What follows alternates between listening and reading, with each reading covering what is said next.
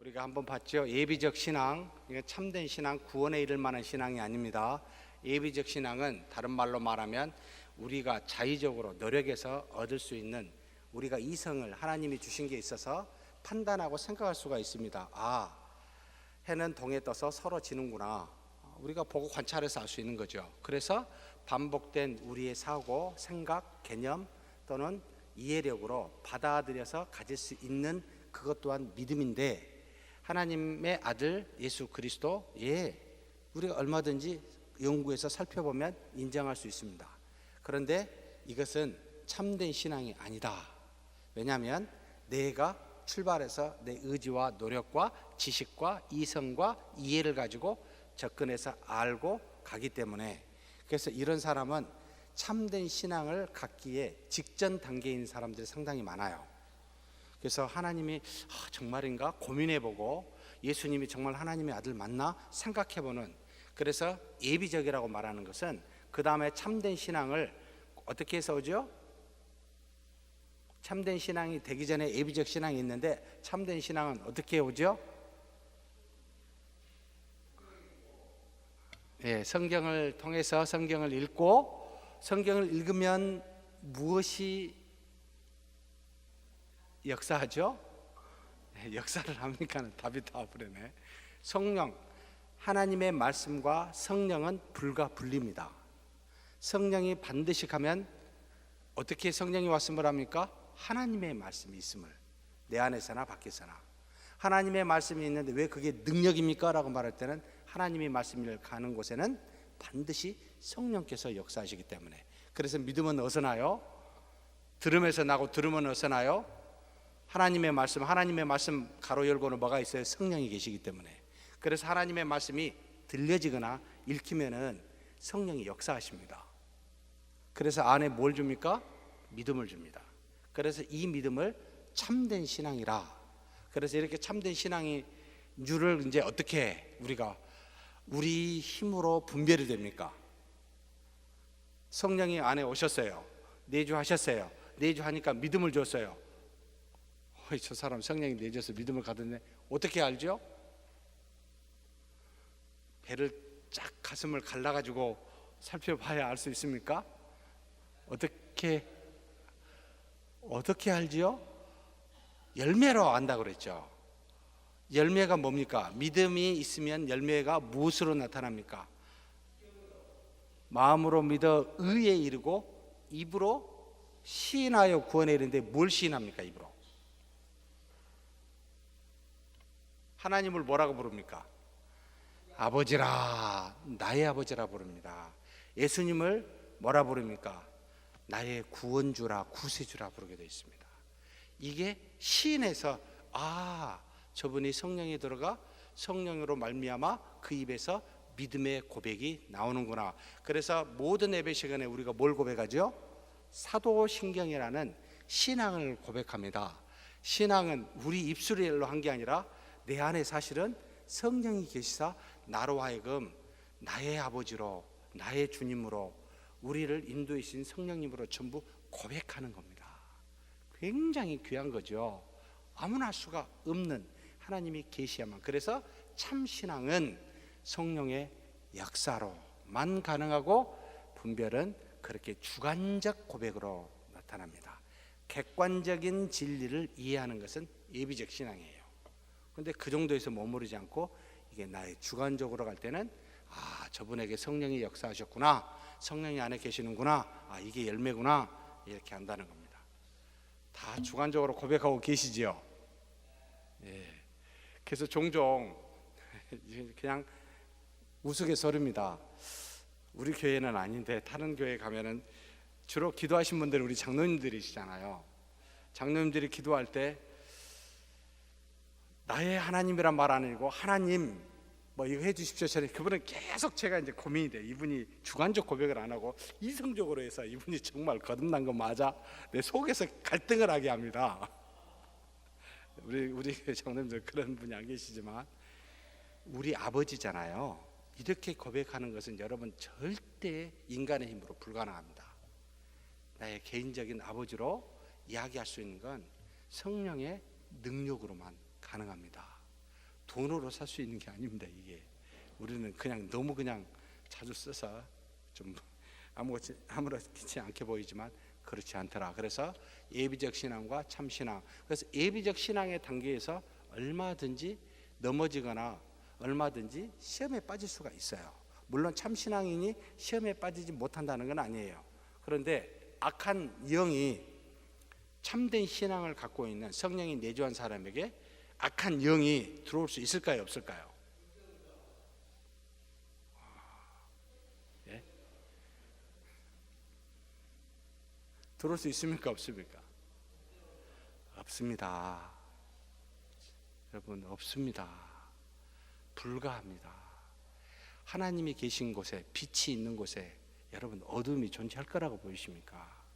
하나님을 어떻게 보시고 감히 그렇게 악한 영이 유혹할 수는 있습니까, 없습니까? 있습니다. 안에 들어올 수는 없지만 밖에서 유혹할 수가 있어요.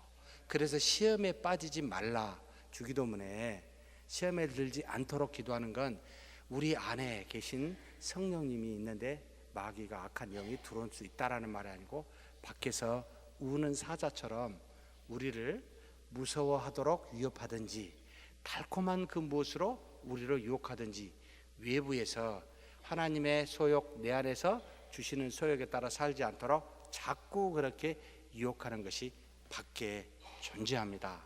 얼마든지 존재합니다. 거기에 빠지지 않도록 기도하라는 거죠. 안에는 못 들어와요.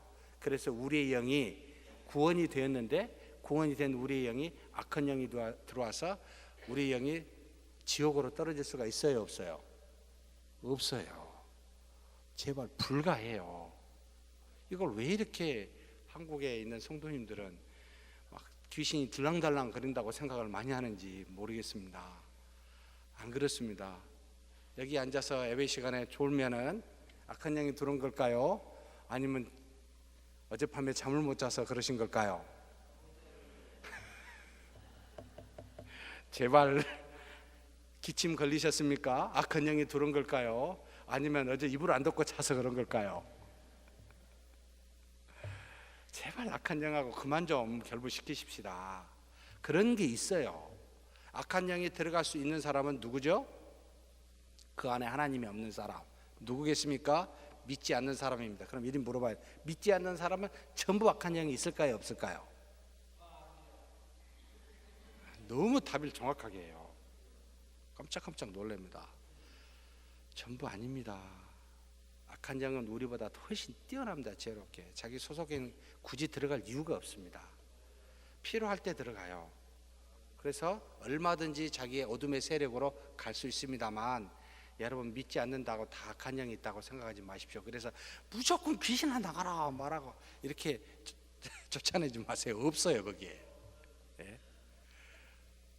아니에요. 귀신이 나타나면 어떤 증상이 나타난다 그랬죠? 순전히 성경에만 뒤져보면 안 보이거나 안 들리거나 말을 못하거나 일반적으로 인간적인 활동이 아니라 불에도 물에도 뛰어들고 쇠사슬도 끊는 힘이 세지고 무덤에서 거하고 벌거벗고 다니고 이런 비정상적인 활동을 육체적 활동을 하고 있는 사람이 귀신에 들어가는 징조들로 성경에 나타납니다. 그 외에는 없습니다. 그러니까 기침 걸린 거 가지고 귀신아 나가라 하고 그래가지고 자기 애를 때려 죽인 목사도 있었잖아요. 저쪽 어디 보성인가요? 어디? 정말 성경도 모르고 믿음도 모르고 도대체 이게 뭡니까? 이렇게 무지한 일을 우리가 행하고 있습니다. 이 영이라는 것에 갇히게 되면 그래서 하나님께서 영에 대해서 우리에게 가려놨어요.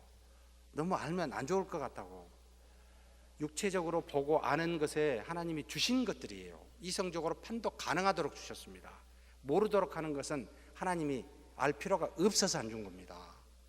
그니 알려고 하지 않으심이 좋습니다. 왜 모르는 것을 자꾸 알려고 하다 보니까 이상한 소리 합니다. 도움이 안 됩니다. 그러니 이성의 범주 안에 머무르십시오. 그렇지 않는 것은 명확하게 말씀으로 주셨습니다. 그래서 이 말씀을 분별을 하셔야 됩니다. 넘어갈까요? 자, 그래서 귀신은 무조건 쫓아내는 게 아니고 그런 사람들한테만 하셔야 돼요. 자, 믿음의 내용 우리가 했죠. 자, 믿음은 가장 먼저 예수 그리스도 안에 축약되어 있습니다. 그분을 믿지요. 근데 예수 그리스도는 단순한 분이 아니시지요. 그분에게는 뭐가 있습니까? 예수님만 행하신 게 아니고 예수님과 더불어서 삼위일체 하나님이 일하고 계십니다. 그래서 주 예수님을 믿습니다, 이 말은 다른 말로 말하면 삼위일체 하나님을 믿습니다. 이 고백과 같고 삼위일체 하나님을 믿습니다라는 사도신경으로 고백해서 나타나는데, 이 사도신경에 나타난 모든 고백 안에는 그 뒤에 뭐가 있습니까? 하나님의 말씀이 있습니다. 전체 하나님의 말씀을 믿는다는 겁니다. 하나님의 말씀을 축약하면 사도신경이 되고, 사도신경을 다시 또 축약하면 예수 그리스도로 딱 정점을 짓게 되어 있습니다. 그래서 믿습니다라는 것은 하나님의 말씀 전체를 믿습니다. 삼위일체 하나님을 믿습니다. 주 예수 그리스도를 믿습니다. 이렇게 축약이 됩니다. 자, 그러면 예수 그리스도에 대해서 조금 더 살펴보도록 하죠. 왜 예수 그리스도로 다 축약이 되었습니까? 라고 물으면, 예수 그리스도는 이 땅에 오시기 이전에 무엇으로 계셨죠? 선지하신, 미리 존재하셨죠. 인간이 아니셨죠. 육체를 입고 오셨는데 무엇이었습니까? 로고스라고 말하는 말씀이었습니다. 이것은 딱 요한복음 1장에밖에 나타나 있지 않습니다. 그 이전에 대해서는 어떻게 알 수가 없습니다. 요한복음에 하나님께서 당신의 아들 독생자라고 하는 제2의 하나님 말씀이 육신이 되어 우리의 눈으로 보고 만질 수 있도록 오셨지만 그 이전에도 계셨어요. 어디에요? 하나님의 나라의 로고스라는 말씀. 그러면 이 말씀이 뭘까요? 말씀이 뭐죠? 우리가 말하는 말을 존칭어로 말씀. 아니죠. 금방 캐치하시네요. 뭐죠 그러면? 혹시 우리 한글 성경을 번역할 때 신약 성경을 가장 먼저 번역한 사람이 누구죠? 존 로스 목사님이 누가복음 젠서 앳고로 만들어진 것이 최초였습니다. 우리 레이놀드 선교사님은 구약 성경을 번역하신 분이시지요. 그런데 이 최초로 성경을 이분이 원래 만주 지방의 선교사였고 스코틀랜드에서 파송을 받아 스코틀랜드 장로교 파송을 받은 선교사님이십니다. 그래서 만주 지방에서 번역 선교를 하다가 한국인들을 만나서 한국어도 성경 번역을 하게 됩니다. 그런데 한국어로 성경 번역을 할 때 하나님을, 지금 우리가 하나님이라고 썼습니다만 성경에 나와 있는 헬라어로는 세오라고 부르고 영어로는 God라고 부릅니다. 신이라고 말하고 하나님이라고 표현하는데, 처음에 한국어를 썼을 때 무엇이 가장 타당한 단어였을까라고 고민했겠죠. 그래서 최초의 성경인 이 누가복음 전서는 하나님이 아니라 어떤 명칭으로 혹시 쓰여진지 아세요? 하나님에 대해서? 네? 뭐였겠습니까? 처음부터 하나님이라는 말 안 썼습니다. 우리 인간이 쓰고 있는 언어의 한계입니다. 우리 문화에서 하나님에 대해서 최적으로 가까운 단어가 뭐였을까라고 할 때는 당시에 하눌림이었습니다. 하늘에 있는 신적 존재, 존칭어를 써서 님이고, 하눌은 순수 한국말입니다. 그런데 하눌림으로 쓰게 되는데, 이것을 천주교에서, 왜 천주교죠?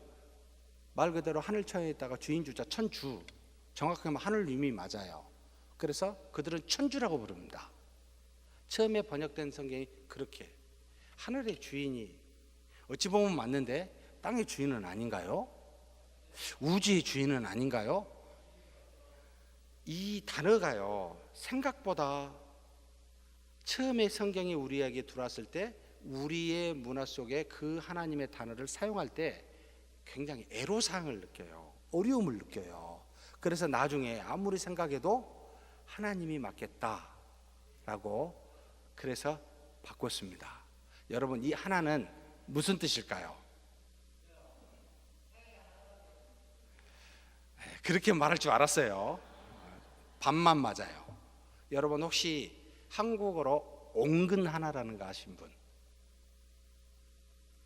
우리 국어 선생님 안 계십니까? 옹근 하나가 무슨 뜻인지 아신 분? 네. 무슨 뜻이죠?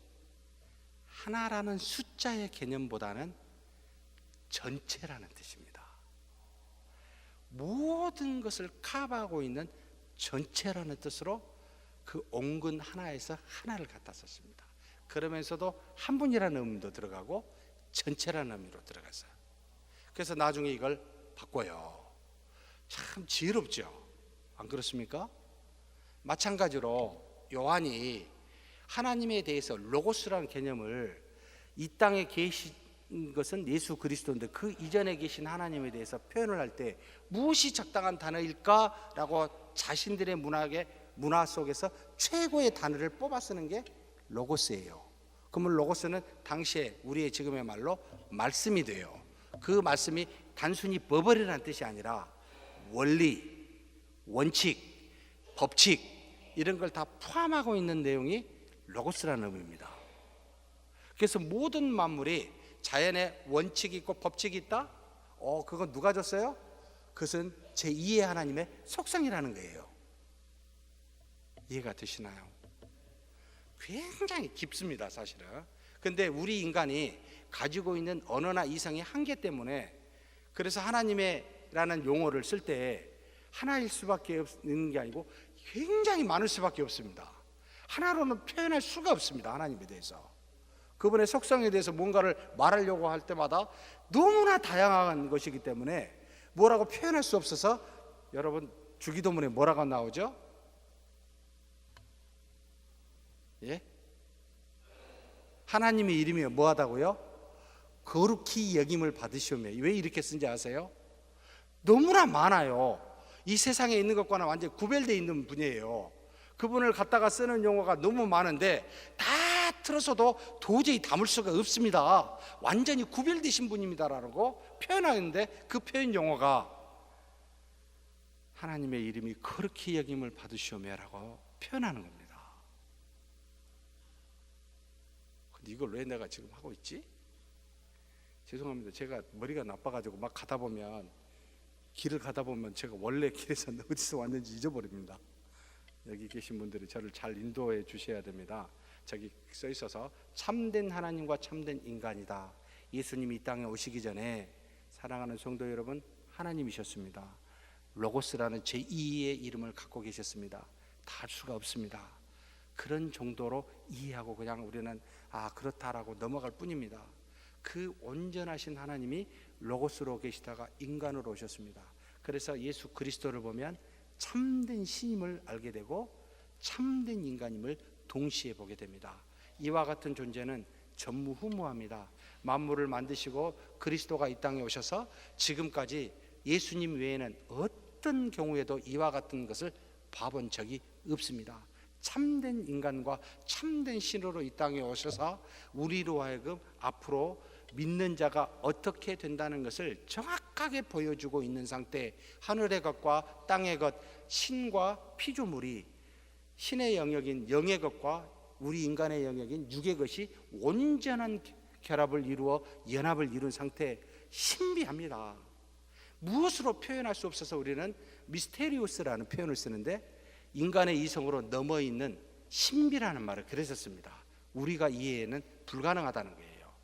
이해할 수가 없다라는 거예요. 다만 말을 하고 있고 그런가 보다 하지만 정확하게 모릅니다, 이걸.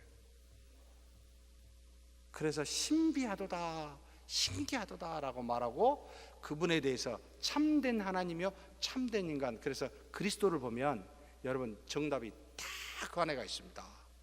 하나님이 그 안에 계시고 하나님이 만드신 인간의 육이 그 안에 있기 때문에 우리가 어떻게 살아야 될지, 하나님이 무엇을 원하는지, 궁극적으로 하나님의 목표와 목적이 무엇인지를 전부 다 그리스도 안에다가 다 담아놨습니다. 놀랍습니다, 이걸. 그래서 예수 그리스도라는 이름이 여러분 그냥 나온 게 아니라는 뜻입니다. 그분이 우리의 죄를 위해서 속량하신 거 맞지만 그것 때문에 그것만 본 건 아니라는 겁니다. 정말 지극히 일부분일 뿐입니다. 그리스도를 보십시오. 놀랍습니다. 어찌하면 저와 같은 모습을 나도 닮을 수 있을까? 믿음이 없이는 불가능하죠. 사람의 힘으로는 불가능합니다. 하나님의 영역을 어찌 인간의 영역으로 도달할 수 있습니까? 하나님이 외에는, 그분의 능력 외에는, 믿음을 통해서 역사하시는 그분의 도우심 외에는 불가합니다. 우리가 아무리 이 땅에서 장수한들 인간의 영역을 넘을 수 있습니까? 죽음을 피할 수가 있나요? 없잖아요. 그런데 하나님이신 신이 우리 안에 계시다니까요. 참 기가 막히기도 하고 신기하기도 합니다. 이게 어떻게 가능할까? 이게 바로 그리스도라는 성령으로 잉태하여 이 땅에 오신 하나님의 아들 예수 그리스도 안에 다 담겨져 있었습니다. 이게 우리가 믿는 믿음의 내용입니다.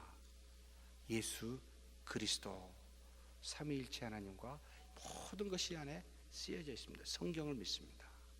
넘어가실까요? 네. 이거 참 이렇게 보니까 왜 그렇게 내가 그림을 조잡하게 그렸는지 이렇게 이것을 이해를 하면 하나님 나라에 대한 발전 이해가 아주 선명해지리라라고 생각이 됩니다. 자, 하나님의 나라를 개념적으로 에베소서 1장 10절에 이야기했죠. 하늘의 것과 땅의 것이 통일되게 하였다. 하나님과 피조물이 연합되었다. 이게 곧 하나님의 나라입니다. 그 하나님의 나라가 어떻게 발전되어지는지, 진전되어지는지를 그림으로 설명해 놨습니다. 가장 먼저 하나님과 인간이 함께 결합한 상태입니다. 이게 언제일까요? 바로 그렇지요. 불순종하기 직전에 아담과 하와가 하나님과 더불어 교통하고 있는 그림을 저렇게 그려놨습니다. 재밌습니다. 인간이 있고 인간 밖에 하나님의 형상을 가진 인간과 하나님 자신 본체이신 분과 더불어 교통하고 있는 상태입니다. 죄가 없는 상태입니다. 정말로 하나님이 동산에서 거닐었다 하니까 어떻게 거닐었는지 궁금이 돼요. 분명히 벌거벗었고 나는 아담이라고 쳐봅시다. 하나님은 어떻게 오셨지? 아무튼 동행하셨어요. 거닐었어요. 신비하고 신기합니다.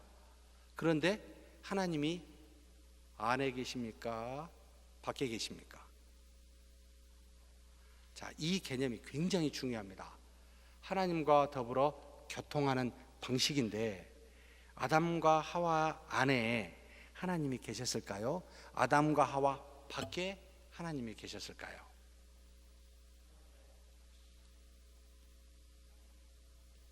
아담과 하와 안에는 뭐가 있었을까요? 네?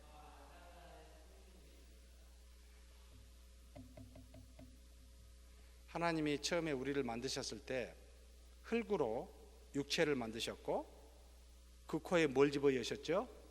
생기는 루아크라고 말하는 히브리서입니다만 호흡, 말 그대로 생명을 주는 호흡, 생기라고 있습니다만 다른 말로 표현하면 루아크는 영이라는 말이기로도 해석이 됩니다. 하나님의 형상이라는, 하나님의 닮은 겁니다. 육체가 없이 하나님은 영이시라고 요한복음 4장에 나오죠. 이 닮은 영을 우리에게 훅 불어서 주었습니다. 훅 불어서 줬는데 그 영이 어떤 영일까요? 하나님이 가지신 그 영 중에 잘라서 줬을까요? 만들어서 줬을까요? 그러면 큰일 납니다. 그러면 범신론이 되어버립니다. 하나님이 당신의 영이 너무 많아가지고 난 너 주체를 못하겠는데 너 조금만 가져가라 가지고 우리한테 훅 불어여줘가지고 우리를 만든 아니고요. 우리의 영은 질적으로 다른 영입니다. 영이신 하나님과 창조주의 영이요, 우리는 피조물에 만들어진 영입니다. 당신의 그 영에서 분여 잘라서 집어여주는 이와 같은 개념이 범신론에 있어서 하나님이 모든 곳에 존재하여 그 모든 곳에서 그 영을 주어, 이게 플라톤과 신플라톤의 개념입니다만 이데아가 작은 이데아로 돼서 각 이데아의 작은 이데아가 형체를 만들어 가지고 그 형체를 띄우게 했다라고 해서 마치 커다란 신이 조그만 영으로 조그맣게 분야가 되어서 모든 곳에 존재한다라는 범신론적 개념으로 철학적 개념에서 따온 거죠. 이것이 교회 안에 들어와가지고 심각한 문제를, 지금도 그런 사람도 굉장히 많이 있습니다. 그래서 나무 보고 뭐요? 신이구나. 웃기는 짜장 같은 소리 하고 있습니다. 진짜 여러분, 아니에요. 우리는 하나님의 닮아 있는 거라고 했는데 유사합니다. 같지 않습니다. 이 뜻이에요. 닮다라는 말은 비슷하다, 유사하다, 만들어서 줬다는 거예요. 근데 언제 만드셨을까요? 참 고민을 안 하셔서 저는 쓸데없는 고민을 하는지 모르겠습니다. 하나님이 모든 영을 다 만들어 놓고 뱃속에서 태어날 때 하나 싹 집어여주고, 그 영이 여러분 언제, 자 좋아요, 아이가 잉태될 때가 언제죠? 육체적으로는 난자와 정자가 수정될 때입니다. 영은 언제 생긴지 아세요? 왜 이게 중요한지 아십니까? 이 문제 때문에 배아 복제 문제나 인간의 복제 문제가 심각하게 성경적이냐 성경적이지 않나 판단이 되어집니다. 윤리적으로 따지면요, 굉장히 깊숙이 들어갑니다. 과연 하나님이 우리에게 영을 준 시점이 응아 하고 태어날 때 뱃속에서 썩 나오면 육체로 있다가 그때 하나님께서 그래 딱 집어여주고 뭐 이랬을까요? 그러면 낙태 가능하다고 이야기합니다. 순전히 물질이고 육체니까. 배아 복제, 여러분 아이가 온전한 상태가 아닌 배아기의 상태일 때는 물질입니까? 사람입니까? 이것을 우리는 기독교적으로 영이 있느냐 없느냐로 판단을 해요. 하나님이 언제 영을 주시느냐에 따라 그 생명체냐 생명체가 아니냐, 인격체냐 아니냐라고 판단합니다. 언제부터죠? 이건 단순히 일단 물질이에요. 그러니까 실험실에서 사용 가능해요. 그래서 일부 세포를 복제해 가지고 그걸 잘 배양해서 나중에 간으로 키워서 똑같은, 같이 혈액형이 같은 세포가 DNA가 같은 사람에게 문제가 생길 때 간을 이식하면 돼요 라고 해서 배아 복제를 얼마든지 가능하다, 이렇게 말해서 배아 자체를 물질로 봅니다. 생명으로 안 봅니다. 언제입니까? 혹시 아시는 분? 그렇습니다. 너무나 많이 아시죠 이번에. 수정될 때 그렇게 영까지도 하나님이 창조하여 주셨을 거라고 우리는 실제적으로 우리의 이성과 과학으로는 판단 불가하지만 그렇게 믿고 있습니다. 뭘 근거로? 여러분, 예수님의 어머니가 누구를 찾아갔습니까? 예? 세례 요한의 어머니를 찾아갔었죠. 그때 세례 요한의 어머니 속에 세례 요한이 있었는데 어떻게 됐죠? 복중에 아이가 성령의 충만함을 받았더라. 오이? 태어나기도 전에 아이가 충만함을 받을 수 있습니까? 없습니까? 있습니다라고 나와요. 이야, 정말 대단하다. 깜짝 놀랍니다. 그 말씀을 보면 하나님은 여러분 어떤 생명체든지 역사하사 충만케 할 수 있습니다. 하나님이 사용하는 생명체에 영이 있구나라고 판단해야 되죠.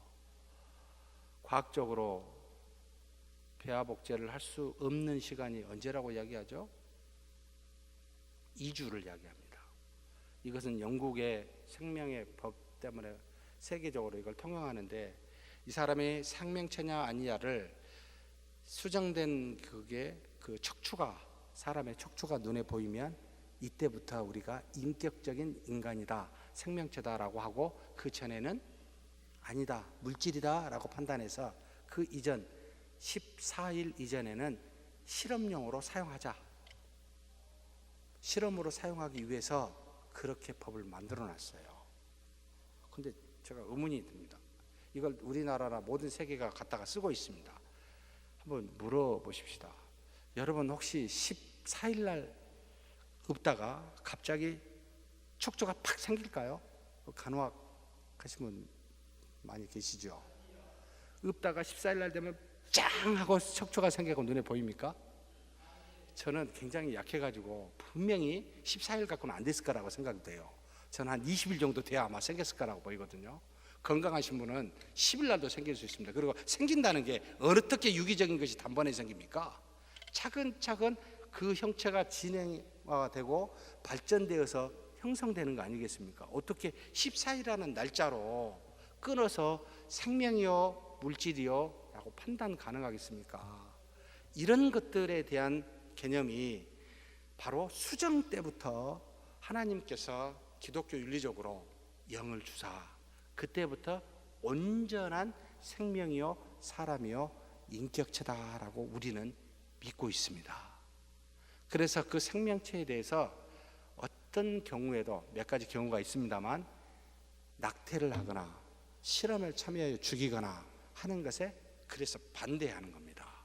왜냐하면 하나님이 주신 영을, 그 비슷한 영을 창조하여 준 생명체이기 때문에 그것을 죽여서는 살인에 해당이 된다라고 해서 우리는 반대하고 있습니다. 물론 예외의 경우는 있지요. 생명이 생명을 해하는 경우는 나중 생명이 처음 생명에 우선한다, 기독교 윤리적 개념들이 있습니다만 어찌되었든 여러분 생명은 그와 같이 하나님이 영을 줌으로 탄생하여 단순히 육체적인 것이 아니라 영적으로 비슷한 것이 우리에게 주심으로 갖게 되었다. 이런 상태가 바로 아담과 하와가 하나님의 영을 온전하게 갖고 있는 상태. 하나님은 이제 어디 계십니까? 안에 계십니까? 밖에 계십니까? 네. 하나님이 안에 계실 이유가 필요가 없었을 때예요.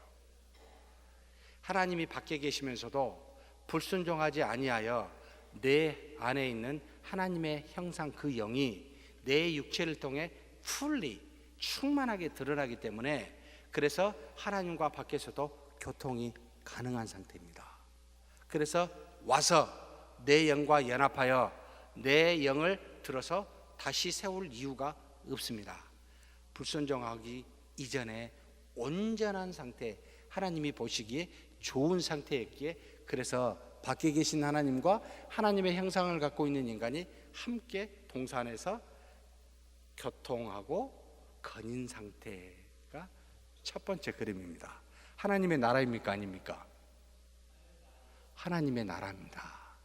하나님과 만드신 피조물 간에 연합과 교통이 이루어지고 있습니다. 그런데 인격 대 인격의 관계로 이루어지고 있습니다. 그래서 온전히 자유의지를 다 갖고 있는 상태는 딱 이때 한 번밖에 없었어요. 내게 주신 하나님의 형상을 가지고 하나님을 믿을 수도, 그 말씀을 따를 수도 있었고 불순종할 수도 있는 모든 권한을 다 갖고 있는 상태, 죄짓기 이전에. 그래서 자발적으로 하나님과 더불어서 교통할 수 있는 상태가 첫 번째 아담과 하와가 타락하기 전입니다. 그러면 두 번째 그림은 무슨 그림이죠? 하나님과 인간이 단절된 상태로 짝대기를 그어놨습니다. 어떤 상태이죠? 불순종한 후의 상태입니다. 하나님이 인간에게 올 수도 없고 인간이 하나님께도 갈 수 없는, 하나님은 공의의 하나님, 심판의 하나님이 되어버렸고 인간은 죄인이 되어버렸습니다. 그래서 어떤 관계도 어떤 상태에도 교통이 이루어지지 않는 상태. 그러면 하나님은 이 기간 동안에 어떤 교통도 안 하셨을까요? 아닙니다. 하나님이 택한 사람에게 당신이 간헐적으로 바로 아브라함을 택하여 이스라엘 족속을 만들고 그 나라를 통하여 하나님이 개입하사 간섭하사 그 교통을 이루어가고 있었습니다. 그러나 전체적으로 인류와는 하나님과는 단절되어서 하나님의 뜻이 잘 우리 스스로는 불가능한 상태가 되어버렸습니다. 이게 바로 두 번째입니다. 그런데 하나님께서는 첫 번째에서 두 번째로 가고 두 번째에서 세 번째로 가게 되는데 이 두 번째가 꼭 필요했었습니다. 자, 왜 그러냐면 자, 세 번째 그림은 위에 그림이 하나님이요 밑에 그림이 인간이었는데 글자를 쓰지 않았습니다. 어떤 상태죠? 서로 겹쳐져 있는 상태죠. 자, 이 겹쳐져 있다라는 겹친 부분을 더블로 해놓으면 하나님과 인간이 연합된 상태를 말하는데 밖에서 연합하고 있습니까? 안에서 연합하고 있습니까? 예수 그리스도를 통하여 그분의 속량을 우리에게 이루셨고 이 속량을 성령을 통하여 우리에게 내주하심으로 증가하셨습니다. 우리 안에 계시는 성령의 하나님이 밖에 있지 아니하고 간헐적으로 오시사 떠나지 아니하시고 우리 안에 내주하사 집을 짓고 산다는 뜻입니다. 이 안에 내주하사 안에서 교통을 이루어 갑니다. 자, 아담과 하와가 불순종하기 전에는 밖에서 하나님과 더불어 교통이 이루어진 상태였습니다. 근데 이제는 내가 너 안에 너가 내 안에 라는 요한복음 15장 말씀을 갖고 붙어져 있는 서로 분리될 수 없는 내재되어진 하나님에 대해서 이야기하면서 교통이 이제는 안에서 이루어지고 있습니다. 여러분 1번 그림이 더 좋습니까? 3번 그림이 더 좋습니까? 밖에 계신 분과 악수하고 교제하고 인격적인 대화로 이루어가는 것이 더 좋습니까? 안에 계신 하나님과 떨어질 수 없는 친밀함 속에서 교통이 이루어짐이 더 좋습니까? 하나님의 나라가 여러분 발전되고 있습니다. 이제는 안으로 오셨어요. 그래서 하나님의 형상을 줬다는 건 하나님과 더불어 하나님의 형상을 연합시키기 위한 궁극적으로 내적으로 서로 통일되게 하기 위한 굉장한 숨은 뜻이 숨어 있었습니다. 단순히 밖에서 인격 대 인격으로가 아니라 분리되지 않는 떨어질 수 없는 상태의 하나님으로 우리 안에 내주하심, 바로 이게 세 번째 그리스도를 믿고 성령이 내주한 사람의 하나님 나라의 모습입니다. 그런데 이것이 결국은 지금 분리되어 있죠. 위쪽에 있는 게 있고 밑에 쪽에 있죠.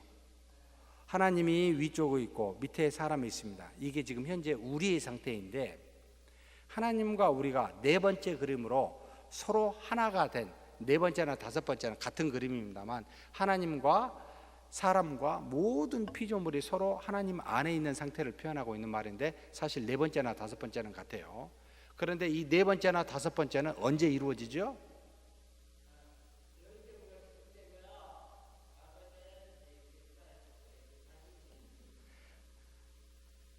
하나님의 나라가 이 땅에 올 때 완성될 때 네 번째, 다섯 번째입니다.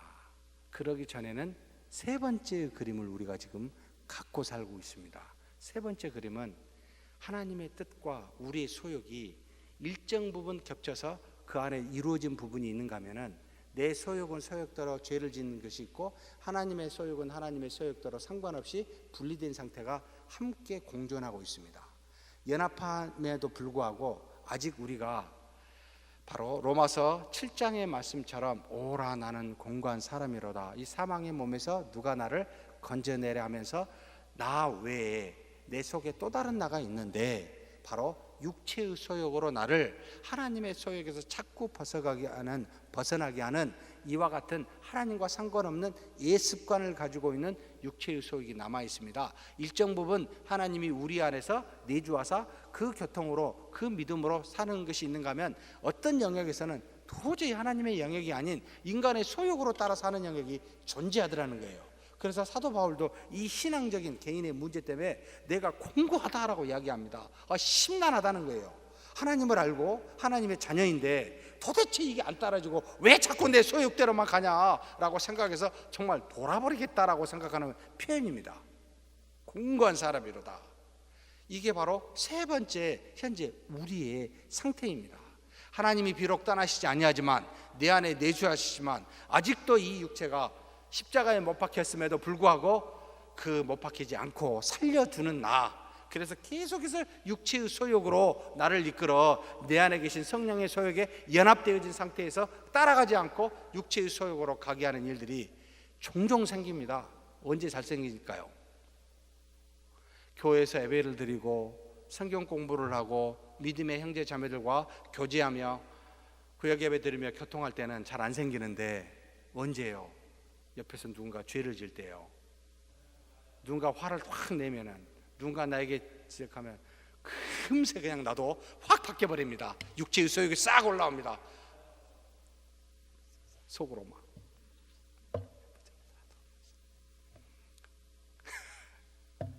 참 순식간입니다. 그 해놓고 또 돌아서 내가 뭐지? 도대체 나는 뭐냐? 주일날 예배를 드리고 은혜를 받고 가면서 여러분 경험해 보셨습니까? 운전하신 분들 앞에서 누가 새치기 해보십시오. 0.1초가 안 걸립니다. 확 여기 나옵니다. 하필이면 안 봐야 될 사람을 눈에 가다가 딱 봤습니다. 확 마음이 바뀝니다. 정말 이렇게 약할까? 라고 하는 영역, 육체의 소욕의 영역이 지금 3번 그림에 존재합니다. 그래서 우리는 끊임없이 뭘 해야 됩니까? 네?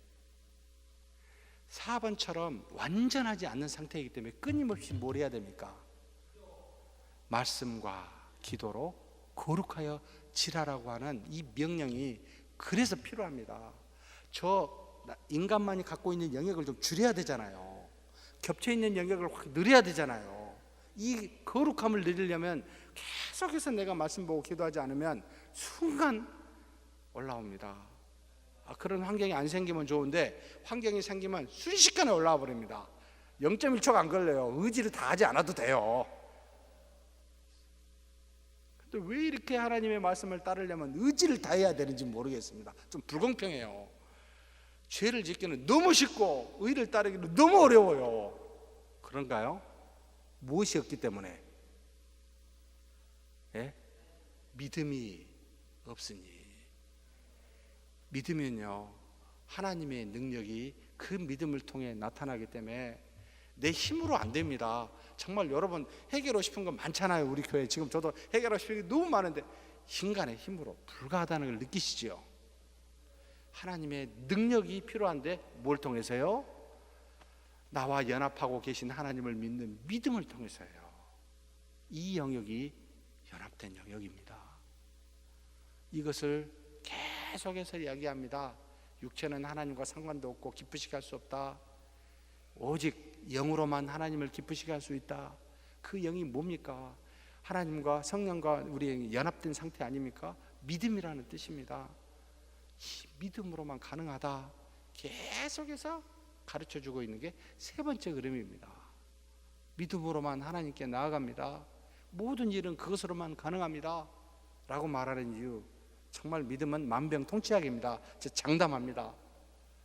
좀 말이 이상할지 모르겠네요. 믿음만 가능합니다. 사람과 사람의 깨어진 관계를 회복할 수 있는 것도 믿음이요, 모든 사람의 마음의 상처를 회복할 수 있는 것도 믿음이요, 정신적인 문제, 육체적 문제, 우리 인생의 문제 해결할 수 있는 것도 믿음이요. 믿음밖에 없습니다. 다른 방법이 없습니다. 인간적으로 화해한다고 화해가 됩니까? 싶은데도 안 됩니다. 옛날 생각이 올라오니요. 믿음으로만 가능합니다. 우리 교회가 은혜가 좀 많았으면 좋겠어요. 많아져라. 됩니까? 믿음으로만 가능합니다. 도대체 무엇이 우리로 하여금 다른 그 무엇으로 하나님의 은혜와 능력을 경험할 수 있습니까? 없다.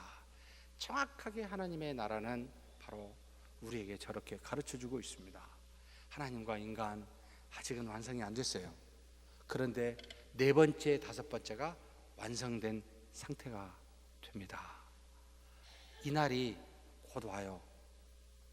이 육체가 예수님이 부활한 영화로운 육체로 바뀔 때, 육체의 소욕이 다 사라지고 온전한 육체가 될 때 도대체 그 육체는 어떤 건지 모르겠습니다. 인류 역사상 예수님 외에는 경험해본 사람이 없기 때문에 어떻게도 설명할 수가 없습니다.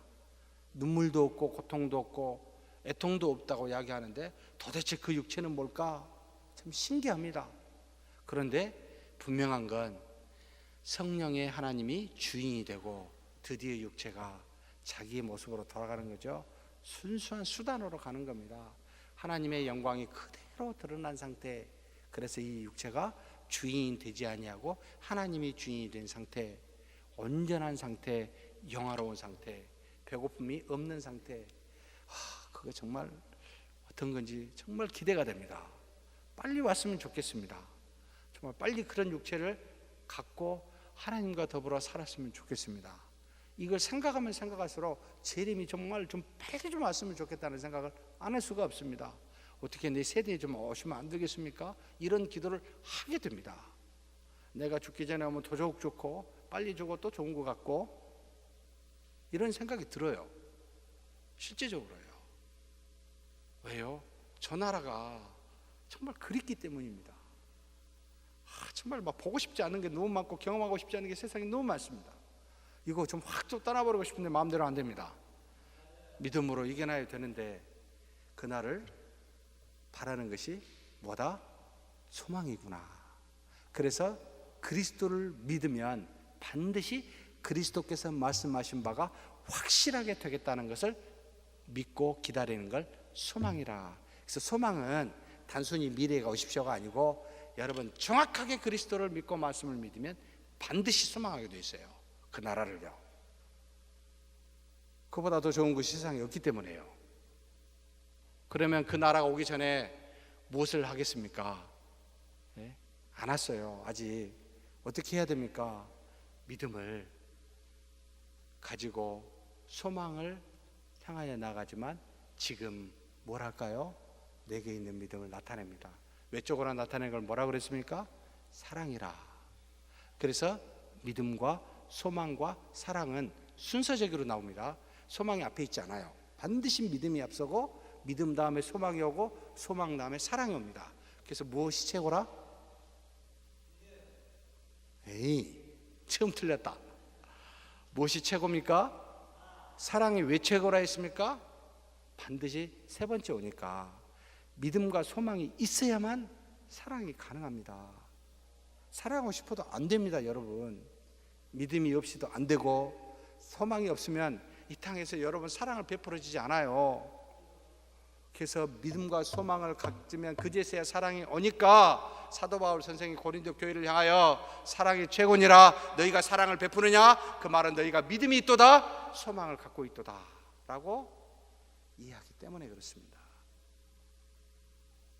저 그림 기억하십시다. 하나님의 나라가 처음에는 저렇게, 두 번째, 세 번째. 자, 그렇다면 하나님의 최종적인 목적은 연합이요 교통인데 어떤 연합?